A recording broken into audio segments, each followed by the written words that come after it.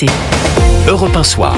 19h, 21h, Pierre de Villeneuve. Je salue mes camarades de la première heure. Bonsoir Joseph Massé-Scaron. Bonsoir. Écrivain, essayiste. Bonsoir Victor Hérault. Bonsoir Pierre. Journaliste politique à Valeurs Actuelles. Et bonsoir à vous Philippe Doucet. Bonsoir. Merci d'être avec nous, membre Avec du plaisir. Bureau national du Parti Socialiste. Est-ce que le Parti Socialiste est à jamais désarrimé de la France Insoumise et du Nouveau Front Populaire ?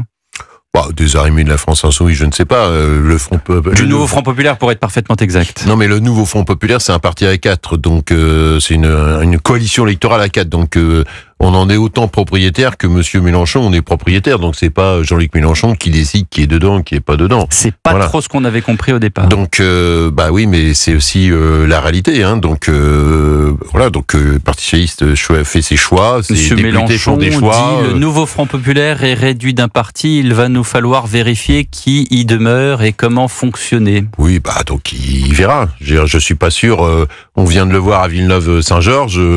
Les filles étaient tout seules et les autres organisations du Nouveau Front Populaire, les partis socialistes, les communistes, les écologistes avec une tête de liste communiste, finalement ils ont fait le Nouveau Front Populaire sans les filles. Vous voyez, donc voilà, c'est le principe d'une coalition électorale. Il y a des points sur lesquels vous êtes d'accord, il y a des points sur lesquels vous n'êtes pas d'accord. Ainsi va la vie. Le PS a épargné François Bayrou et ne l'a pas censuré. Ce qui est assez étonnant, c'est que c'est l'unanimité des députés PS.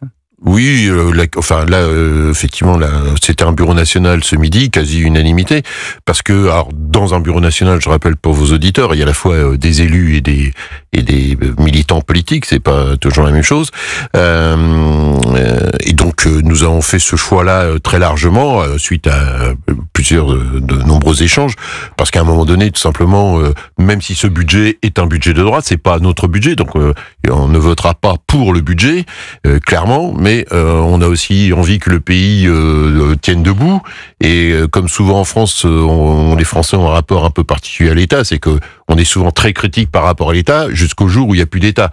Et donc tout le monde voit bien aujourd'hui que quand il y a plus de budget, en fait il y a plus d'État. Et donc vous avez des présidents d'université qui ont interpellé des députés et des militants en disant mais nous comment on fait. Vous avez des jeunes du service civique qui n'ont plus de contrat. Vous avez tout ce qui est autour de la politique de la ville, dont vous avez énormément d'élus locaux. Le pays. Oui, c'est en responsabilité. C'est pas tout ça. On se dit pas youplali youplala, c'est un super budget.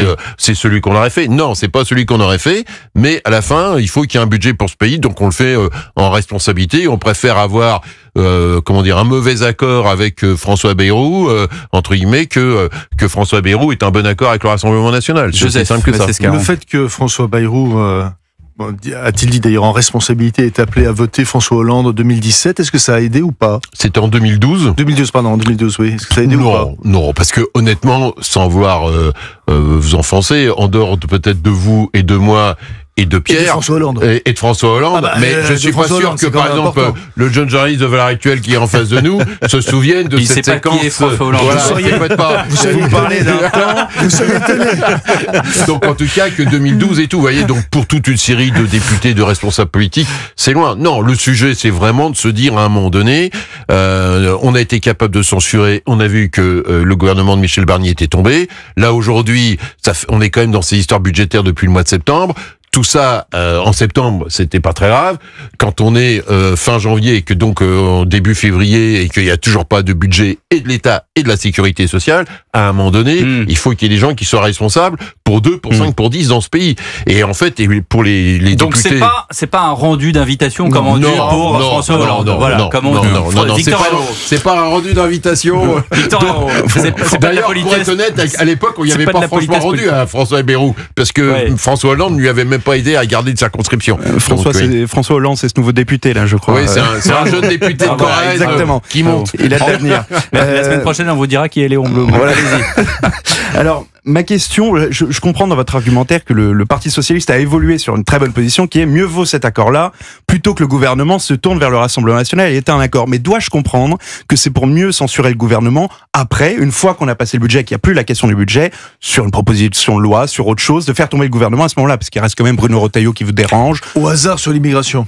Oui, non, mais Par il exemple, est clair que dans les discussions qu'on a eues ce midi dans ce bureau national, pour vos auditeurs, c'est l'instance de décision du Parti socialiste. C'est là où on se met d'accord avant d'arriver dans l'hémicycle. Voilà. Sachant que les députés n'ont pas de mandat impératif dans notre organisation, comme d'ailleurs dans la loi française, dans aucun parti.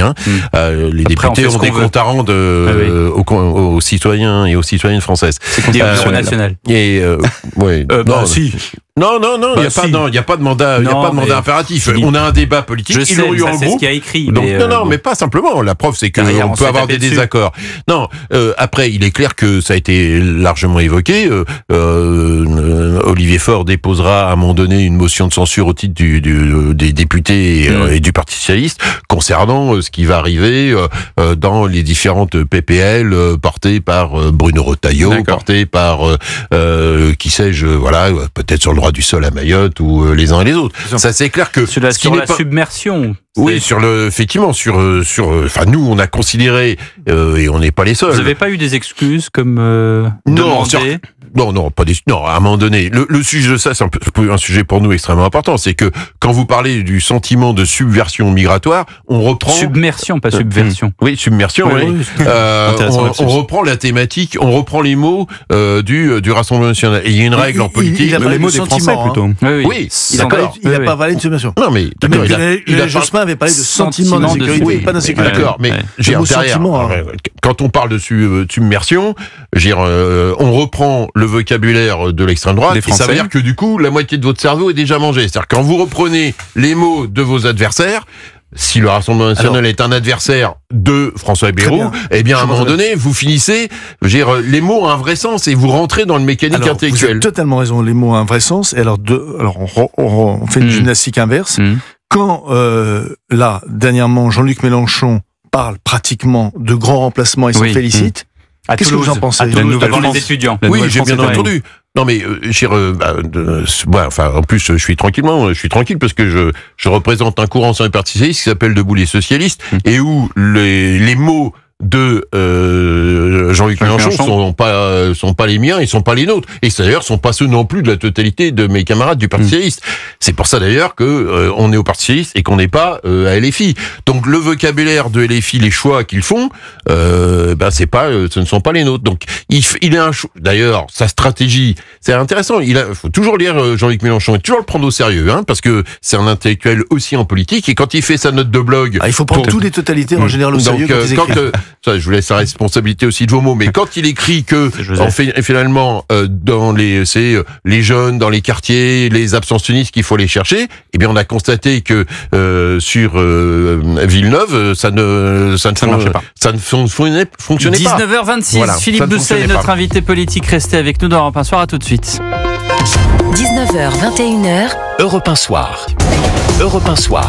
19h, 21h, Pierre de Villeneuve. Toujours avec Victor Hérault, Joseph Massescaron et notre invité, membre bureau national du PS, Philippe Doucet, qui a déjà pris ses places pour le Stade de France, qui a l'air d'être heureux d'aller voir Beyoncé. Ça le changera un peu de la politique, de la mauvaise politique. Je vous ai vu réagir, Philippe, au moment où Maël parlait de cette nouvelle affaire de comment dirais-je, d'expulser algérien que l'Algérie n'a pas voulu reprendre alors qu'il est sous OQTF. Quelle est la position du PS là-dessus, alors qu'on entendait, et on va l'entendre dans un instant d'ailleurs, Jean-Luc Mélenchon faire un discours, voilà, on va d'ailleurs d'abord l'entendre, pratiquement colonialiste à Toulouse ce week-end. On écoute. Oui, monsieur Zemmour, il y a un grand remplacement. Oui, monsieur Bayrou, il y a un grand remplacement. Quel est ce remplacement? Ce remplacement, c'est celui d'une génération qui vient après l'autre et qui ne ressemblera jamais à la précédente. Car non, le futur n'est pas voué à être le passé toujours recommencé. Et il y en a assez de passer son temps à faire l'apologie de la tradition. Quelle est votre position là-dessus, Philippe Doucet? Vous êtes tout sur le curseur. Non, mais bon, que la génération d'aujourd'hui soit pas celle d'hier, oui, évidemment, mes enfants écoutent du rap, j'en écoute pas. Eux, ils sont natifs avec le téléphone, ils jouent avec. Bon, moi, il faut qu'on m'explique. Bon, voilà, donc ça, c'est la vie, évidemment. Alors, je vous rassure, on peut écouter du rap et être pour le renvoi des Algériens chez eux sous OQTF. Ça, c'est un autre sujet, mais sur l'histoire des. Bien regardé là. Donc, l'histoire du remplacement, ils jouent sur les mots. Ils tournent autour du pot. Ils jouent sur les mots en disant c'est une génération ou l'autre. Bon, oui, effectivement, la France d'aujourd'hui. Mais ça marche. Vous avez vu les applaudissements? Oui, mais évidemment, ça fonctionne. Non, mais il est applaudi avant de préciser qu'il parle des générations. Il est applaudi au moment où si je voulais tirer une balle dans le pied, je devrais dire, mais vous devriez faire pareil. Non, mais ça marche. Il fait une réunion des quartiers populaires. Ils ont monté une coordination autour de ça. C'est intelligent. Ils font venir toute une série de gens qui sont déjà convaincus. C'est un rassemblement de militants déjà convaincus par Jean-Luc Mélenchon. Pas triés sur le volet, mais qui sont convaincus par Jean-Luc Mélenchon. Donc c'est normal que quand vous avez choisi d'aller au concert de Beyoncé, vous allez applaudir Beyoncé. Ceux qui ont choisi d'aller écouter Jean-Luc Mélenchon à Toulouse, ils l'applaudissent. Mais quand un OQTF algérien est renvoyé en Algérie et que Alger refuse de le reprendre, que dit Philippe Doucet, membre national du PS? Qu'est-ce que vous dites? Donc moi je dis que dans cette affaire-là, il devrait récupérer cet individu, parce que ceux qui n'ont pas été sur le territoire français, ils doivent être récupérés. Il n'y a pas de raison. Ça, c'est une chose. Après qu'il y ait des tensions, on voit très bien que il y a des en gros, la relation avec l'Algérie s'est dégradée depuis que le président de la République a reconnu le Sahara occidental comme sous souveraineté marocaine, alors qu'avant la France avait une position entre guillemets médiane entre l'Algérie et le Maroc. Donc du coup, pour évidemment, le Maroc est content, l'Algérie, vu que tout ce monde-là est en conflit, il faut quand même mesurer la frontière entre l'Algérie et le Maroc est fermée depuis 63. Ça date pas Donc, de cet été, la grogne algérienne. Non, mais du coup, c'est un épisode supplémentaire très important pour eux. Voilà, donc c'est-à-dire qu'ils considèrent qu'ils ont perdu une bataille diplomatique, ce qui est vrai par rapport à ça. Et donc, du coup, il y a les tensions qu'on voit, et les tensions, elles se font sur l'arrestation de l'écrivain franco-algérien qui rentre en Algérie, et elle se fait sur les OQTF, et elle se fait aussi sur l'aspect mémoriel, où il y avait tout un travail qui a été fait, pour le coup, à l'initiative d'Emmanuel Macron avec Benjamin Stora, pour que on avance sur cette mémoire partagée de la guerre d'Algérie, en tout cas. Voilà. Et bien finalement, Emmanuel Macron, pour être honnête, a fait beaucoup de pas. Et en face, il se retrouve face à un refus. Alors c'est quoi la solution? Oui, j'allais dire, qu'est-ce qu'on fait? Parce que là, vous êtes dans le constat. C'est quoi la solution? Non, mais qu'est-ce qu'on peut faire? Bon, moi, je pense qu'il n'y a pas de solution. Donc on reste comme ça. Non, mais, alors ça, c'est un engagement. Enfin, ce que je dis là, comment dire, n'engage que moi et pas le Parti socialiste. C'est que le rapport de l'Algérie avec la France, c'est un rapport, comment dire, quasi psychiatrique, c'est-à-dire que du coup il y a à la fois de l'amour-haine, c'est-à-dire que les mêmes qui sont c'est ce que l'ambassadeur, je crois, c'est Driancourt, qui a fait un livre sur l'énigme algérienne qu'il faut lire et relire, donc, bien sûr, qui est pas un livre nouveau, mais qui est tout à fait clairvoyant sur l'histoire. Et qui dit en fait, tout ce monde-là facialement déteste la France, mais tout le monde veut avoir des visas pour la France, tout le monde se bat pour mettre ses enfants au lycée français d'Alger, avec un volume de pression considérable. Donc on est là-dedans. On est d'accord là-dessus, mais juste qu'est-ce qu'on fait? Mais il y a pas de la relation va rester, de toute façon, restera dégradée. Mais est-ce que par exemple on arrête de donner des visas? On reste victime. Est-ce qu'on arrête de donner des visas? Oui, mais si vous voulez, le problème de ça, c'est que si vous mettez à plat toute la relation, vous avez la question des visas, mais vous avez la question de l'importation du pétrole et du gaz algérien. On a énormément d'intérêts économiques. Ce sur quoi aussi moins qu'avant, hein. Oui, mais quand même. Plus, moins qu'avant peut-être, mais plus qu'avant aussi, puisque on a arrêté l'importation du gaz russe, donc du coup on importe du GNL algérien. Voilà, donc vous voyez, donc en gros l'Algérie a remplacé Poutine, entre le gosse de Poutine dans cette affaire-là. Donc on a remis dedans des intérêts dedans. Donc si vous voulez, si vous dites il y a moins de visas, vous savez, on a eu le débat, il y a eu, y compris c'est la tension qu'il y a eu avec y compris avec François Hollande avec le Maroc, c'est qu'à un moment donné on a eu moins de visas, mais en même temps la relation économique s'est dégradée, et donc même François Hollande est revenu sur la question des visas parce que les choses s'étaient dégradées. On est liés ensemble pour le meilleur et pour le pire. On est d'accord, ça c'est concerné. Moi, il y a une époque, pardonnez-moi, où je suivais le Parti Socialiste, époque que je bénis puisque j'ai pu suivre le Congrès de Rennes. Bien, donc à l'époque où je suivais le Parti Socialiste, il y avait quand même un certain nombre de personnes, de secrétaires nationaux ou autres, dès qu'il y avait des mouvements qui allaient dans le sens de la libération des peuples dans le monde, ils étaient suivis. Moi, je me souviens de Gérard Collomb qui partait avec sa petite valise et qui allait un peu partout dans le monde, voilà, pour suivre et pour aider. Bien. Qu'est-ce qui empêcherait, par exemple, le Parti socialiste de dire, voilà, en Algérie, il y a une nation qui est colonisée par le pouvoir algérien, qui est la Kabylie. Il y a des opposants kabyles en France. Il y a une nation kabyle. Il y a une écriture kabyle. Il y a un certain nombre de choses. Qu'est-ce qui empêcherait de faire le rapport de force politique de la même manière? Oui, mais si vous voulez, si vous voulez engager le rapport de force politique avec l'Algérie. Autrefois, le PS l'aurait fait, hein. Oui, je suis pas si sûr que ça qu'on l'ait fait. C'est pas qu'on veut le faire, c'est qu'eux le font. Comment eux l'ont déjà fait. Non mais nous on ne répond pas, mais eux le font déjà. Vous pour considérer qu'ils le font. Non mais Philippe Doucet. Si vous voulez qu'on engage, si vous voulez qu'on engage un rapport de force avec l'Algérie, ça peut valoir aussi avec le Maroc. Je rappelle quand même que dans les éléments, pourquoi nous avons reconnu, si on se dit les choses en franchise, la souveraineté marocaine sur le Sahara occidental, c'est aussi parce que, par exemple, nos amis espagnols ont commencé, parce que sur les vannes de l'immigration, quand ça avançait pas, le royaume du Maroc a ouvert les vannes, et les villes de Melilla et de Ceuta, qui sont les villes espagnoles au Maroc, se sont trouvées d'un seul coup, avec plein de migrants qui passaient. Donc, la question de ça, c'est que dans ce rapport de force avec les uns les autres, on a des intérêts économiques, on a aussi, parce que je voyais là, des intérêts économiques, y compris sur les aspects migratoires, parce que aujourd'hui le patronat commence à s'inquiéter un peu sur le blocage des on va le voir aux États-Unis avec Trump, sur le blocage des migrants, parce que quand vous faites tourner des usines, je suis content de voir le Parti socialiste du côté du patronat. Vous voyez, par exemple, quand le sujet c'est que, par exemple, l'Espagne ou tous ceux qui font des récoltes en France, si vous avez plus de travailleurs marocains ou algériens qui viennent faire les saisons, vous faites tourner comment vos affaires. Voilà. Mais là, on parle pas d'eux.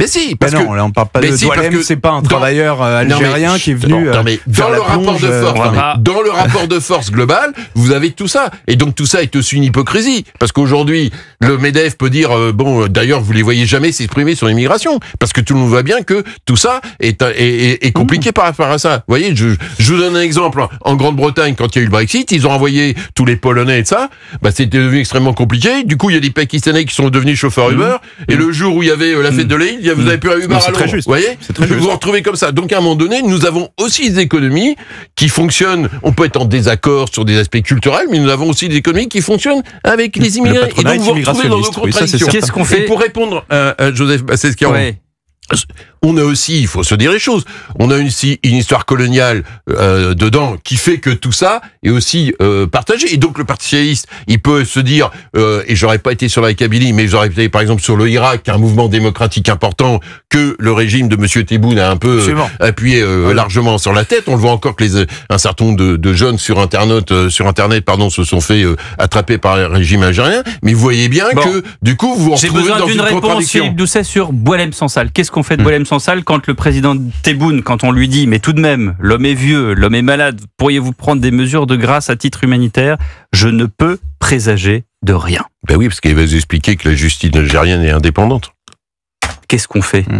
On va le chercher? Non, mais on va pas. On envoie, on l'exfiltre, on fait quelque chose. Vous allez envoyer la DGSE faire les filtrations. J'en sais rien, je suis inquiet pour Boualem Sansal et on nous dit. Les Algériens nous disent il est algérien, il a des secrets, tout ça est manigancé. En gros, Tebboune dit arrêtez de dire qu'il est français, il est d'abord algérien et c'est une affaire algérienne. Tout en refusant tous leurs Algériens. Mais c'est le débat sur la double nationalité entre est-ce que quelqu'un qui est franco-algérien, est-ce qu'il est plus algérien ou est-ce qu'il est français? Donc nous on va considérer qu'il est français et les Algériens vont considérer qu'il est algérien et donc lui il va servir de monnaie d'échange, il sert de pression. Voilà, vous êtes le régime algérien, ils sont.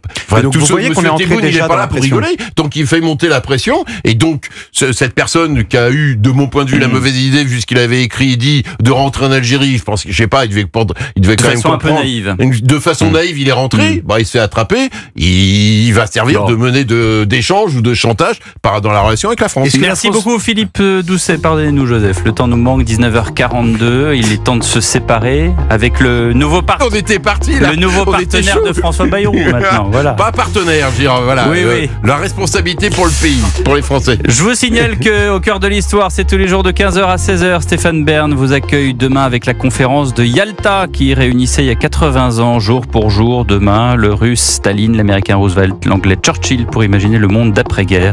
Alors que la guerre, justement, n'était pas encore terminée. 19h43, à tout de suite sur Europe 1 dans Europe 1 Soir. 19h, 21h. Europe 1 Soir.